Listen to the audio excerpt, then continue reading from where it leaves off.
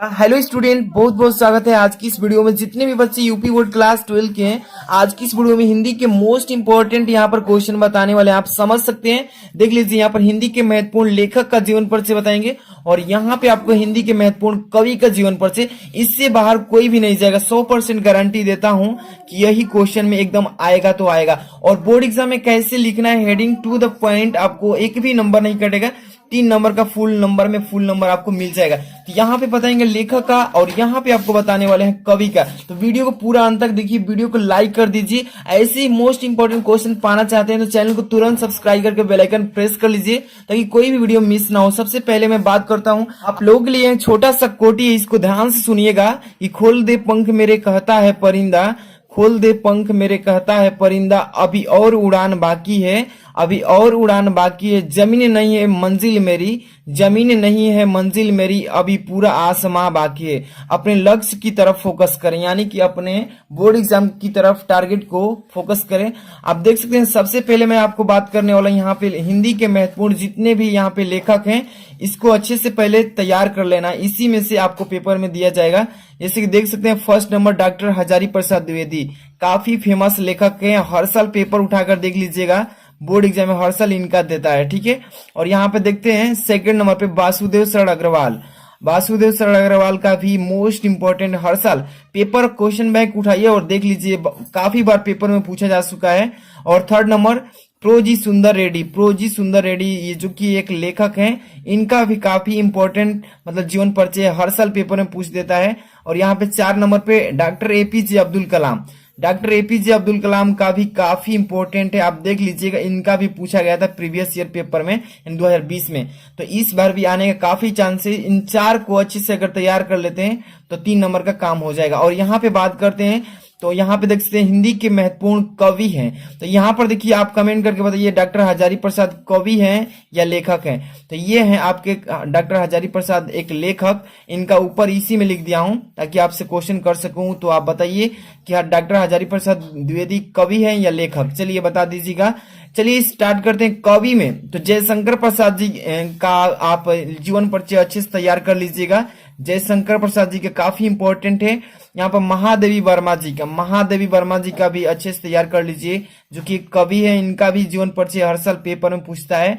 इसके बाद मैथिली शरण गुप्त जी का आप अच्छे से तैयार कर लीजिए, काफी इंपॉर्टेंट बताया जा रहा है मैथिली शरण गुप्त जी का। इसके बाद रामधारी सिंह दिनकर, रामधारी सिंह दिनकर जी का भी आप, ये कवि है, इनका भी अच्छे से तैयार कर लीजिए। चलिए अभी मैं बात करता हूँ यहाँ पे लेखक का जीवन परिचय। ज्यादा नहीं लिख करके भी थोड़ा सा भी अगर लिखते हैं तो यहाँ पे फुल नंबर आपको मिल जाएगा। बहुत सारे बच्चे पूछ रहे थे सर पूरा ज्यादा लिखना पड़ेगा तभी मिलेगा या थोड़ा कम भी लिखेंगे तो आपको मैं बता दूं, यहाँ पे फुल डिटेल उनका क्या देना है। अगर उसे अच्छे से लिख लेते हैं तो आपको नंबर फुल मिलेगा। जैसे कि डॉक्टर हजारी प्रसाद द्विवेदी पर मैं यहाँ पे बताता हूँ जीवन परिचय कैसे लिखना है। जैसे प्रश्नोत्तर संख्या 5 का क में ये पूछेगा लेखक का आपका जीवन परिचय।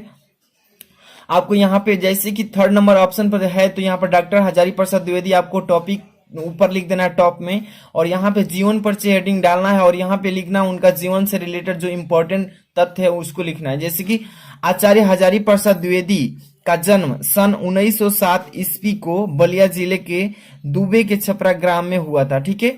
तो यहाँ पे अच्छे से उनका पहले नंबर की किस सन में हुआ था और उन कहाँ पर मतलब जन्म लिए थे, किस गांव में, ठीक है।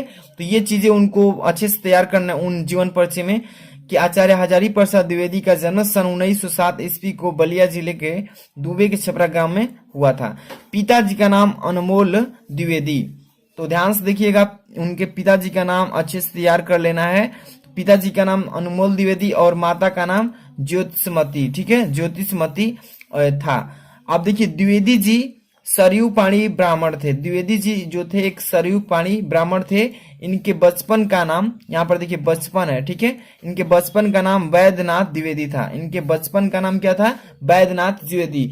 तो आपको जो वही याद करना है जो इम्पोर्टेंट है ना। यहाँ पर देखिए 18 मई सन 1979 ईस्वी, ठीक है, को हिंदी का यह महान पुत्र स्वर्ग में लीन हो गए। तो इतना लिख लेंगे आप जीवन परिचय में कि कब जन्म लिए थे, कहाँ पर जन्म लिए थे, गांव का नाम, ठीक है, और उनके पिताजी का नाम क्या है, उनके माताजी का नाम क्या है, ठीक है, और बचपन में उन्होंने क्या क्या मतलब की चीजें किए हैं।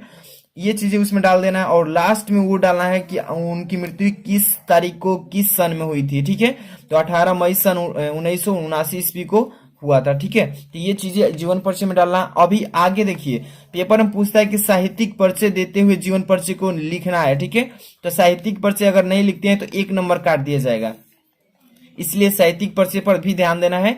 आचार्य हजारी प्रसाद द्विवेदी जी का हिंदी, देखिए आचार्य हजारी प्रसाद द्विवेदी जी का हिंदी साहित्य के अंतर्गत आलोचना तथा निबंध के क्षेत्र में अविस्मरणीय योगदान है।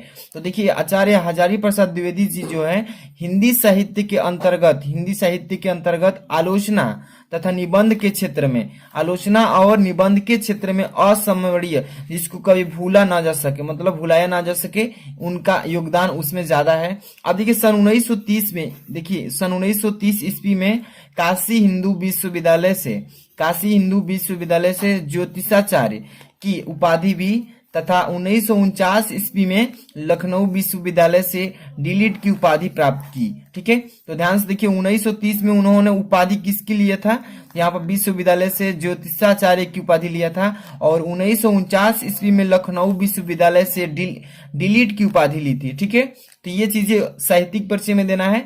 अब देखिए कई विभागों के अध्यक्ष एवं प्रमुख भी रह चुके हैं, तो इतना सा डिटेल आपको साहित्यिक परिचय में देना है। इसके बाद और कुछ भी लिखना है इसके बारे में, कृति उन्होंने कितने किए हैं तो उनकी कृतियां भी लिख डालना है यहाँ पे, नहीं तो नंबर कट जाएगा। तो पूरा यहाँ पे कृतियां लिख देंगे, तो कृतियां जो है आलोचनात्मक के रूप में होती है, तो यहाँ पे आलोचनात्मक कृतियां लिखेंगे टू द हेडिंग। ठीक है, यहाँ पे फर्स्ट नंबर लिख देंगे सुर साहित्य, उनकी एक कृतियां है सुर साहित्य। यहाँ पे सेकंड नंबर हिंदी साहित्य की भूमिका, हिंदी साहित्य में उनकी मतलब ही भूमिका है। थर्ड नंबर प्राचीन भारत के कलात्मक विनोद, देखिए प्राचीन भारत के कलात्मक विनोद में भी उनका एक क्या है, कृति है।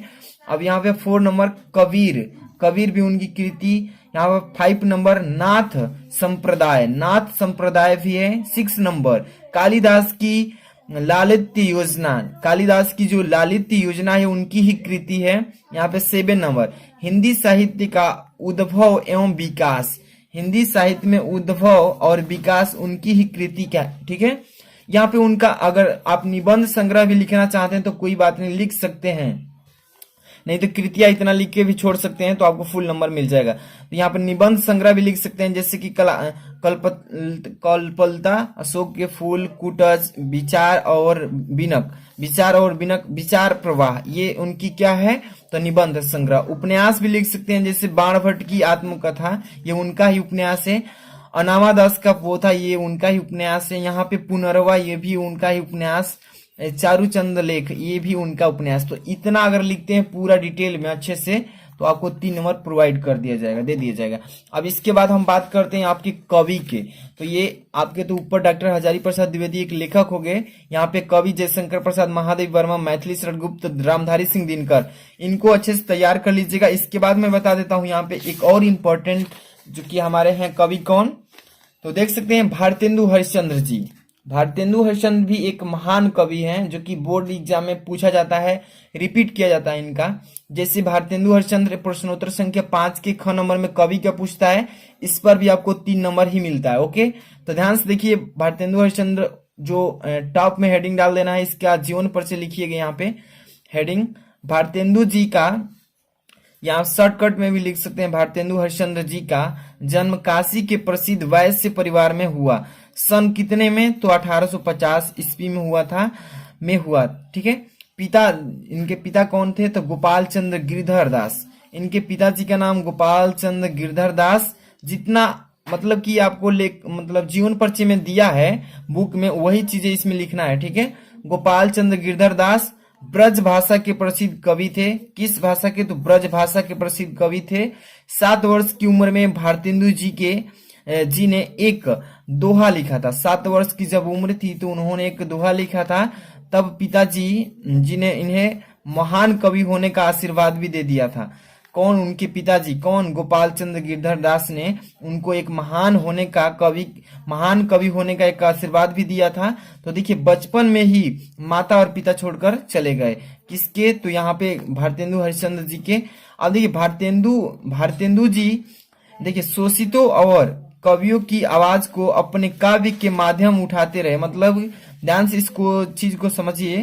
कह रहा है कि भारतेंदु जी शोषितों और यहाँ पर वचितों यहाँ पर है, ठीक है, सॉरी, वचितों की आवाज को अपने काव्य के माध्यम से मतलब कि काव्य के माध्यम से आगे बढ़ाने की कोशिश करते रहे।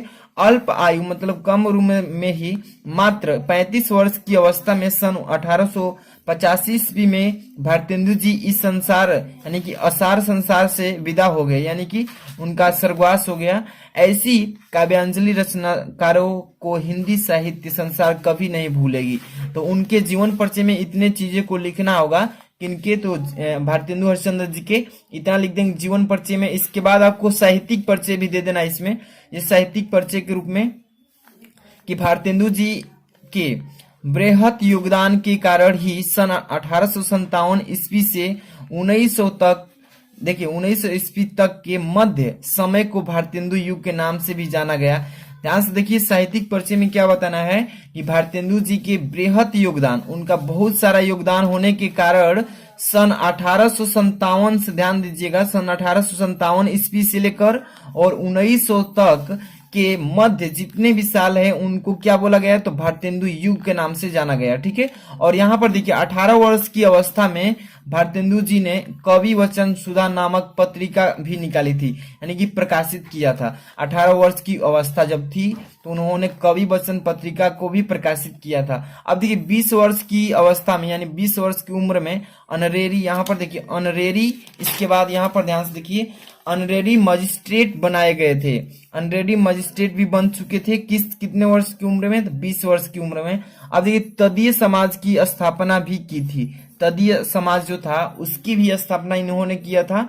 अब इसके बाद देखिए लास्ट में लिखना है, अतः भारतेंदु जी एक सफल नाटककार, प्रतिष्ठित संपादक और महान कवि के रूप में उपस्थित हुए थे, ठीक है। तो ये सारी उनकी लिख सकते हैं साहित्यिक परिचय में। अब इसके बाद यहाँ पे चलते हैं, देख सकते हैं प्रमुख कृतियां, उनकी भी प्रमुख कृतियां क्या है, तो ये चीजें उनको लिखना है। इसे प्रमुख कृतियां में लिख सकते हैं कि प्रमुख कृतियां इस प्रकार से हैं, कौन कौन से। फर्स्ट नंबर वैदिकी हिंसा हिंसा न भवती, ये उनकी प्रमुख कृतियां है। सेकंड नंबर सत्य हरिश्चंद्र, उन्हीं की कृति है। भारत दुर्दशा, उन्हीं की कृति है।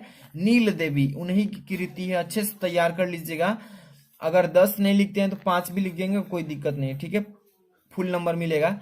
कि कृतियां जरूरी नहीं है लेकिन 5 लिख दीजिएगा। प्रेम जोगिनी, ये भी उनकी कृति है। 6 नंबर विद्या सुंदर। 7 नंबर भारत जननी।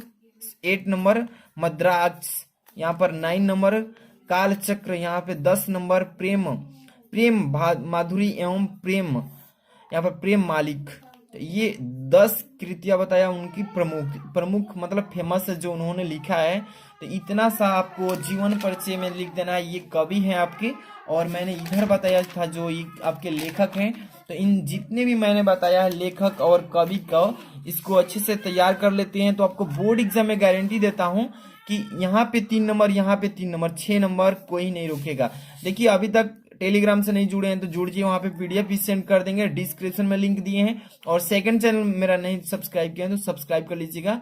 मिलते हैं नेक्स्ट वीडियो में। Thanks for watching.